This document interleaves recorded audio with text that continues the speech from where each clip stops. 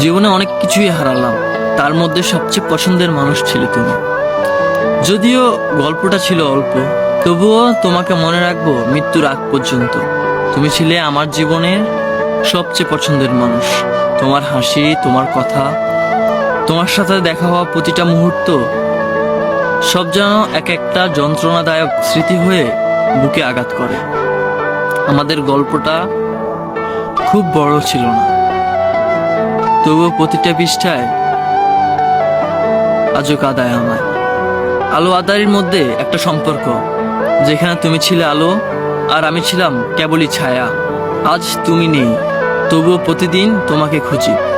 হাজারো ব্যস্ততার মধ্যে মনে পড়ে যায় তোমার ছোটখাটো কথা, সেই চুপচাপ থাকা আর কিছু না বলেই অনেক কিছু বলে ফেলা। বিশ্বাস করো, এই হৃদয়টা আর কারোর জন্য পুনর্জীবিত হবে না, কারণ যে সত্যিকারে ভালোবেসেছিলাম সে তো তুমিই ছিলে। তোমার জায়গাটা আর কেউ কখনোই নিতে পারবে না। তোমাকে মনে রাখবো মৃত্যুর আগ মুহূর্ত পর্যন্ত। তখন হয়তো মনে মনে বলবো, জীবনে অনেক কিছুই হারালাম, তার মধ্যে সবচেয়ে পছন্দের মানুষ ছিলে তুমি।